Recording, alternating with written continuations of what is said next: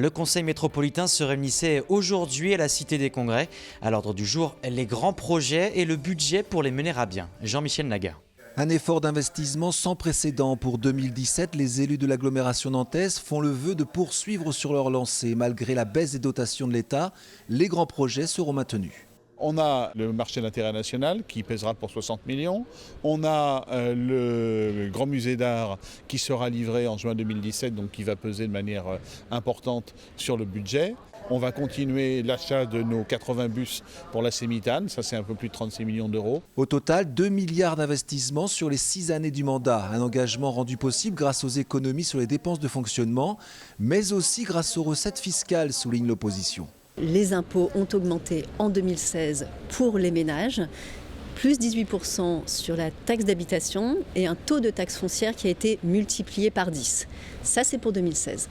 En 2017, ce sont les impôts sur les entreprises qui vont augmenter pour l'ensemble des acteurs économiques de notre territoire métropolitain. Et un autre grand projet est déjà lancé, l'aménagement de la place de la Petite Hollande dans le centre de Nantes. Cette esplanade en bord de Loire va faire l'objet d'une consultation internationale. L'ambition, c'est vraiment à la fois de maintenir le marché de la Petite Hollande dans un cadre totalement renouvelé, de transformer cette esplanade en esplanade paysagère et qui soit en même temps susceptible d'accueillir des manifestations culturelles. Le parking sera donc souterrain, un vaste chantier qui devrait se terminer au mieux en 2025.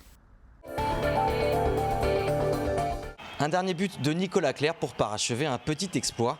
Et dans la salle bouillante et archi-comble de Bougnols, les joueurs du H ont fait preuve de beaucoup de sang-froid sur le parquet de leurs rivaux montpelliérains. Bien aidés par un Cyril Dumoulin décisif dans les buts et un Senyamin Bouric performant, les Nantais menaient déjà de 2 buts à la pause. Ils garderont la tête jusqu'à la fin de la rencontre. Une victoire qui leur permet de conserver leur 2e place au classement et surtout de faire le plein de confiance avant la réception du PSG jeudi prochain au Hall XXL. Le journal L'Équipe publie 22 éditions différentes ce vendredi pour dévoiler les salaires des équipes de Ligue 1. Loin derrière le budget du PSG, l'entraîneur du FC Nantes toucherait 90 000 €. Le salaire moyen par joueur est de 28 500 €. Arrivés de Calais il y a quelques semaines, de jeunes migrants s'adonnent au football durant leur temps libre.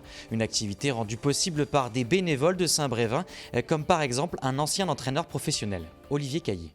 Tenter d'oublier ce qu'ils ont vécu, les aider à retrouver le sourire. C'est la mission de Pascal et Franck.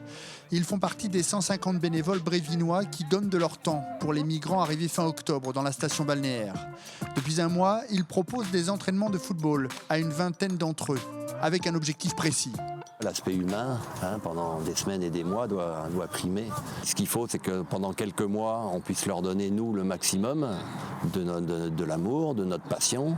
Ça peut leur donner quelques clés pour après, dans leur chemin futur, on ne sait pas où, on ne sait pas avec qui, on ne sait pas comment, mais ils auront peut-être quelques clés pour aller plus loin. One touch, one touch. Yes, very good. C'est un exutoire pour eux de pouvoir participer, se donner à fond dans le sport, dans quelque chose en fait, avoir une occupation. Le truc c'est que le soir on les voit pas quoi, et je pense que le soir quand ils se couchent ils ont leur histoire avec eux. Et ça doit être compliqué à vivre. Donc là les voir au moins pouvoir penser qu'on participe à rendre heureux des gens, c'est génial, ça me plaît bien, ça me plaît. Yes, yes, yes. Oh là là là. Ça fait vraiment du bien de se dépenser comme ça. Ça nous permet de mettre tous nos problèmes de côté pendant un temps.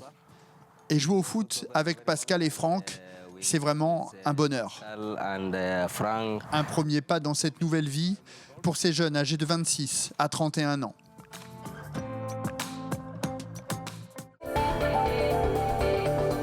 La 29e édition des Rockers ont du cœur, c'est ce samedi à Stéréolux. 9 groupes sont au programme, parmi lesquels Dionysos ou les Black Lilies. Le principe n'a pas changé, l'achat d'un jouet neuf d'au moins 10 € donne droit à une place de concert et des jouets qui seront donnés au Resto du Cœur. Les concerts, les coulisses, c'est aussi à suivre en direct sur Télé Nantes à partir de 19h45. Afin de lutter contre les pipis sauvages dans le centre-ville, une entreprise nantaise crée un urinoir urbain. Précision avec Claire Villalon. Fini les flaques d'urine dans les rues et les odeurs de pipi au petit matin. La solution, le riz-trottoir. Grâce à cet objet créé par Faltasi, l'urine est utilisée pour faire du compost. on a sur le flanc créé un dispositif d'urinoir qui en fait vient permettre aux urines de se stocker dans un tiroir qui est installé en partie inférieure. Dans ce tiroir, on a mis de la paille ou de la sciure de bois, et donc c'est stable, ça ne produit pas d'ammoniac, et de manière périodique, on vient retirer le tiroir pour l'échanger avec un tiroir neuf. L'Uri-trottoir ressemble à une jardinière. Son dispositif est assez simple, tout en apportant une vraie solution à ces incivilités urbaines récurrentes. Ça correspond à une demande et qui est à la fois celle du noctambule, celle aussi du riverain qui veut trouver une sorte de dispositif qui permette d'éviter de dégrader ses murs et le mobilier urbain, et celle des collectivités qui veulent éviter de dépenser trop pour réparer. Donc en fait, on est au centre de gravité d'une problématique très urbaine. Expérimenté durant le mois de décembre à la gare de Lyon à Paris, l'Uri-trottoir va s'installer dans les rues de Nantes au printemps prochain.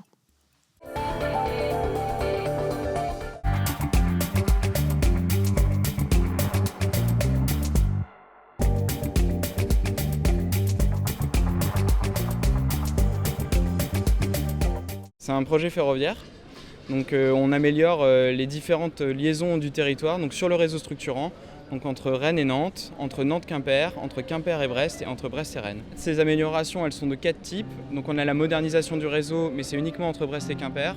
Sinon on a des aménagements plus proches de l'existant, donc on rajoute des voies, on corrige le tracé qui est actuellement fait. On peut aussi faire des aménagements capacitaires, c'est-à-dire qu'en sortie des grandes gares, donc de Rennes et de Nantes, on peut rajouter des voies pour mettre plus de trains. Et on a également des solutions de type ligne nouvelle qui permettent en fait avec une ligne qui est placée à quelques kilomètres de la ligne existante, de faire des gains de temps substantiels et d'avoir aussi des meilleures fréquences.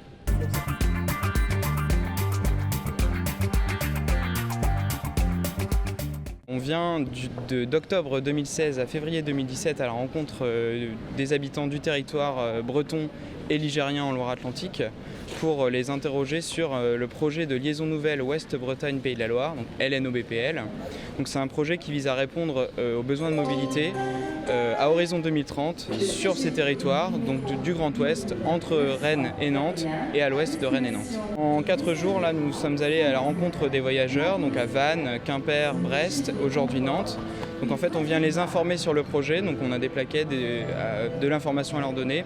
On leur permet également sur des tablettes de tester un outil innovant, le simulateur de scénario. C'est un outil où on peut voir toutes les solutions qui ont été étudiées jusqu'à aujourd'hui sur le projet.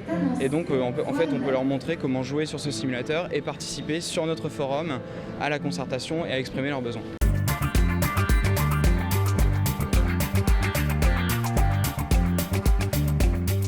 En fait, on demande à la population ce qu'elle préfère en fait, les gains de temps, les fréquences, les deux, et comment, à quelle échelle, donc avec les différentes solutions qu'on leur propose, quelle solution vous préférez, quelle solution vous paraît la plus utile pour le territoire et pour vous. Demain, en 2017, en 2018, on sera à vraiment 1h15 entre Nantes et Rennes avec le cadencement. Donc on va passer de 7 allers-retours actuellement à 11 allers-retours, donc déjà il y a une amélioration qui va être faite très prochainement. Nous, on propose des améliorations qui permettent de faire le trajet en 45 minutes. Donc on peut être à 1h05, 55 minutes, 50 minutes ou 45 minutes, et on demande aux gens quelle échelle leur paraît la meilleure.